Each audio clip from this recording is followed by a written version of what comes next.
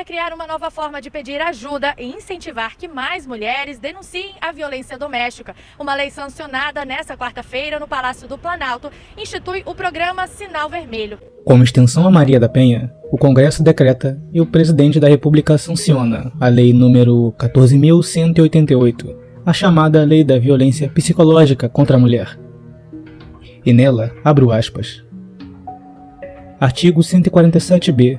Causar dano emocional à mulher que a prejudique e perturbe seu pleno desenvolvimento ou que vise a degradar ou a controlar suas ações, comportamentos, crenças e decisões, mediante ameaça, constrangimento, humilhação, manipulação, isolamento, chantagem, ridicularização, limitação do direito de ir e vir, ou qualquer outro meio que cause prejuízo à sua saúde psicológica e autodeterminação, pena, reclusão de 6 meses a 2 anos e multa se a conduta não constitui crime mais grave.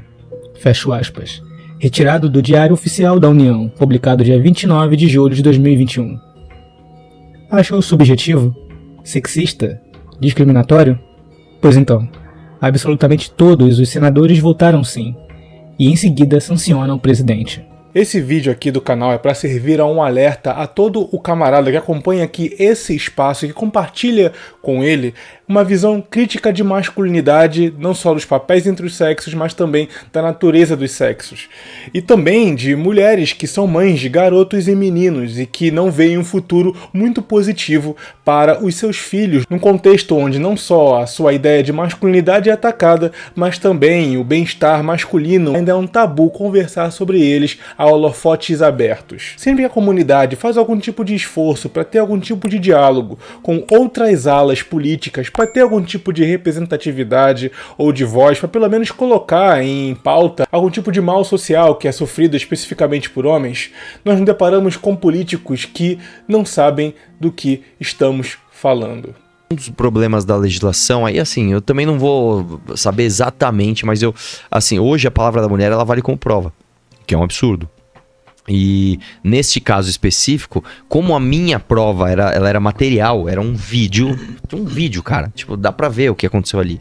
Foi muito claro, né? Então assim, a partir do momento que viu o vídeo, acabou. Tipo assim, não tem o que falar, né? Agora, eu fico imaginando em casos onde você fica numa zona cinzenta, né? Isso. Então, é difícil, cara, é complicado. Mas mesmo aí, porque, principalmente o cara se você tem é que pessoa provar, pública. né? Isso que é o ônus da prova, é do cara que tá sendo acusado, né? Eu não, cara, eu não vou saber te dizer exatamente, tá? Eu sei que é uma área cinzenta aí, cara. É complicado. Porque por um lado também, beleza, se o cara estuprou uma mulher e ela não teve como provar de nenhuma outra forma que não a palavra dela, como é que você defende essa mulher? Por outro lado também, tudo bem, tá, aí a palavra dela é lei. É quase um poder de polícia. Exatamente. Porque o poder de polícia é parecido com isso, né? Você vê dessa forma também?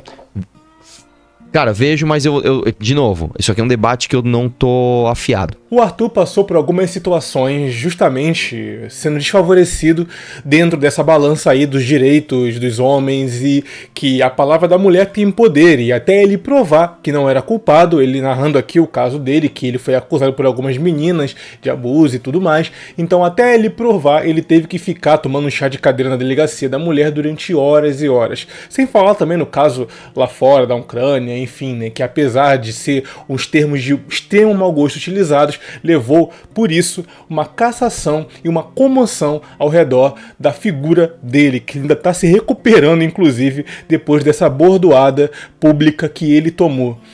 E sempre que a gente fala aqui na comunidade que os homens deveriam ter representatividade no sentido de algum camarada, né, comentar, olha, das pessoas que estão em situação de rua, 80% são homens. Das pessoas que causam automorte, né, para falar que é uma palavra segura para o algoritmo, 80% ou mais são homens, certo? E outros dados que já tratamos aqui em diversos vídeos falando sobre o tema legislação, direito dos homens e dos meninos. Mas sempre que nós buscamos esse tipo de representatividade ou conversar com entes políticos nesse sentido, as pessoas sentam para conversar como se estivéssemos falando com pessoas de outro mundo ou outra língua, justamente porque as pessoas chegam para debater com a comunidade sem saber do que estão falando. Chegam extremamente despreparadas para conversar sobre assuntos que são caros aos homens. Claro, há uma linha de advogados que rodeiam a comunidade aqui, que estão sempre alertando ou pegando trechos e recortes e didatizando aí, enfim, aquela coisa toda. Mas representação política, isso está muito, mas muito longe de acontecer. Porque aqueles que se propõem a sentar à mesa para conversar, confessam que no fim das contas não sabem do que estão falando ou não vieram preparados para argumentar ou sequer pretendem colocar essa bandeira à frente. E o motivo é simples, o público crítico masculino não dá voto. Não é maioria, sequer uma parcela. É como o próprio nome diz, é uma bolha. Uma bolha de debates sobre determinados assuntos. A maioria dos homens, não estão dentro desse debate ou sequer se importam. Eu já comentei aqui que pouco há de altruísmo na política. O político move-se na base do medo e na perda do voto e do mandato. E se um público é grande o suficiente para colocá-lo numa cadeira através do voto, ele vai tomar como uma espécie de líder sindical aquela causa, aquelas pautas e subirá na tribuna para falar por ele. Caso contrário, não vale a pena a guerra por migalhas de porcentagem de voto que só vão queimá-lo publicamente, mas não vão sustentá-lo no poder. Eu acho importante jogar esse tipo de balde de água fria, porque no fim das contas serão canais, cada um com a sua abordagem, alertando a sua maneira, camaradas um a um que chegam e caem aqui e entendem que há um desequilíbrio na forma de assistência não só psicológica, mas mental, emocional dos homens na sociedade. Esse governo atual se considera o Brasil cor-de-rosa, pela boca da nossa ministra Damares. Esses dias eu fui muito criticada. Esse governo aí é um governo feminista, que só cuida de mulher. Gente, Bolsonaro é o presidente mais cor-de-rosa da história, sim. O presidente da República que mais tem ações e políticas públicas de proteção de mulheres. E sem fazer guerra entre homens e mulheres. Cuidando da mulher na sua integridade. Gente, são 29 leis que o presidente Bolsonaro sancionou, sem contar que ele mesmo foi autor e mandou para o Congresso Nacional. Que inclusive colocou à frente a lei de violência psicológica contra a mulher, que institucionaliza um dos sexos como aquele que sempre irá agredir. E isso aqui vale inclusive para as mulheres que acompanham esse canal.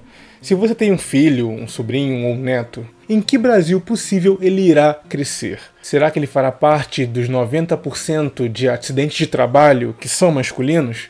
Ou fará parte dos 80% dos sem-teto que são masculinos? Ou talvez fará parte dos quase 90% de homicídios no Brasil que são masculinos? Ou talvez fará parte da estatística de quase 80% dos depressivos serem homens?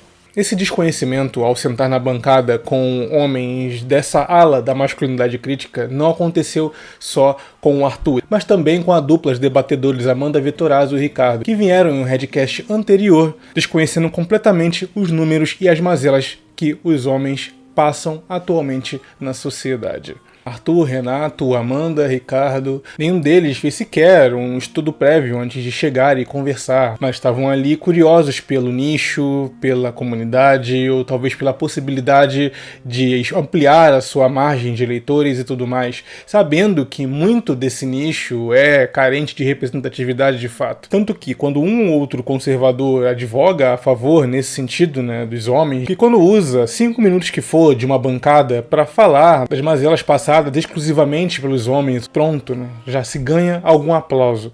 Inclusive, Ana Campagnolo, outra deputada também, que tem encabeçado essa linha de frente de colocar algum contraponto quando é o caso da parcela masculina sofrendo desses maus sociais. Por isso que eu ainda sou crítico da ideia de que existe alguma ala dentro desse nicho de canais que se entende como movimento. Movimento, para mim, ele precisa ter intenções políticas ou ser politizado, E isso aqui está longe de acontecer. No fim das contas, acabam sendo canais isolados, alertando individualmente cada um do seu jeito, e com a sua linguagem, com a sua abordagem. Enfim, apenas um vídeo crítico aqui para pontuar, ainda mais porque estamos na porta das eleições, candidatos aparecerão, nos mantenhamos alertas, certo? Por mais que o voto do homem crítico não mude nada ainda, certamente tem candidatos que podem tentar se debruçar sobre essa pauta e acabar encantando alguns desavisados. No fim das contas, a comunidade pode contar apenas com um ou outro influenciador que resolve falar um pouco sobre o assunto, né?